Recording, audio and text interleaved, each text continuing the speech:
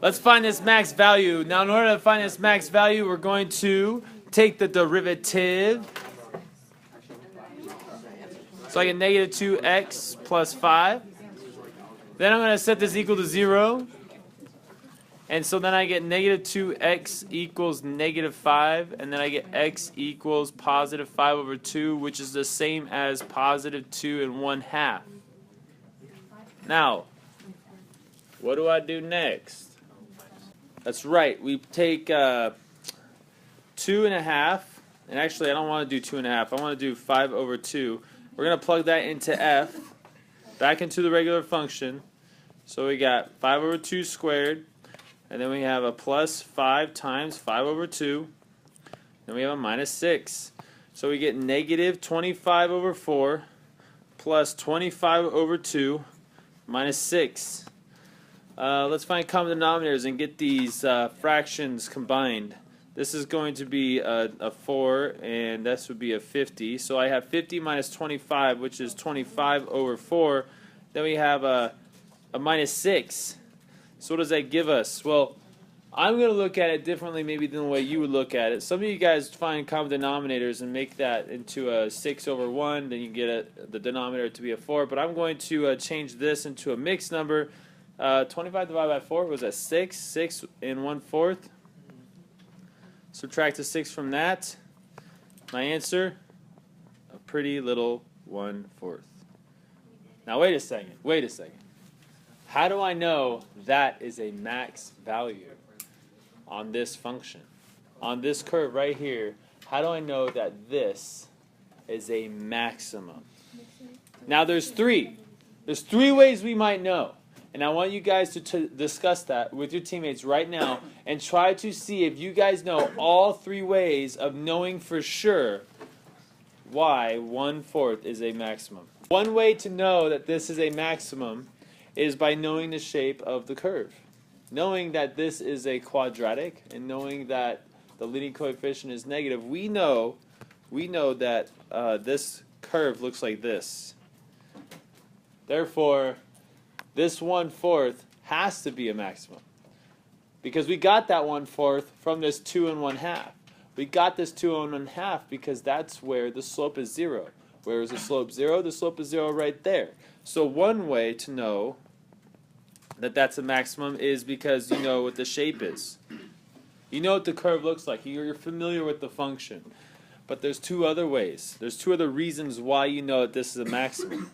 So good try on that one, but let me sum it up for you. Okay, so the other way is by using f double prime. F double prime tells you the concavity of the curve. Now, how do I know what the concavity is anywhere on the graph? Now, when I say anywhere on the graph, you need to think x values.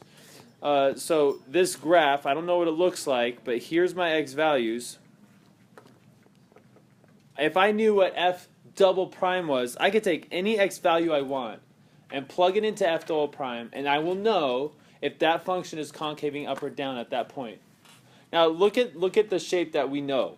Okay, right there, we know that this maximum point right here is a max. We know that it has a slope of 0, and we know something. We know its concavity. What's the concavity of that point right there? It is the curve is concaving down, right? In fact, on this curve, every single point is concaving down. Check this out. What is f double prime of this? F double prime equals -2. So it doesn't matter what x we plug into it. We're always going to have a -2. So it doesn't matter what x we plug into it. We're always going to be concaving down. So if I did want to plug in this x value, which is the x value for that point, if I plug this x value into f double prime, we get a negative number. Therefore, we know that this is a maximum because the curve is concaving down at that point. Okay, there's one more way. One more way we would know that this is a maximum value. What Aiden said is really good. He said, can't we just go back to f prime and plug in a number that's before 2 1/2. He suggested plugging in 2. And then plug in a number that's after it. You could plug in 3. Because 2 is before 2 1/2 and 3 is after it. If you plug 2 into this function right here, the f prime, what do we get?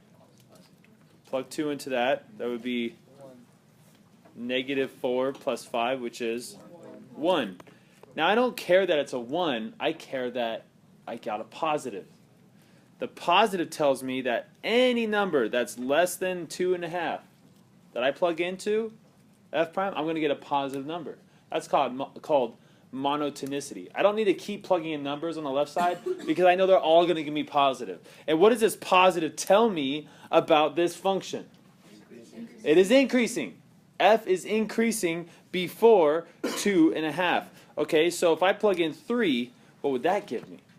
If I plug in 3, now you're plugging in 3 to this, that'd be -6 plus 5, which is -1. So we got a negative number. So that means this function, f, is decreasing after 2 1/2, which follows what we know. Increasing, then decreasing. Because we are increasing, then decreasing around 2 1/2, which is a critical number, we know that we have another max. So the other way, we call that affectionately the sine line graph. Sine line graph for f prime. So that's another way to know that that's a maximum. Okay?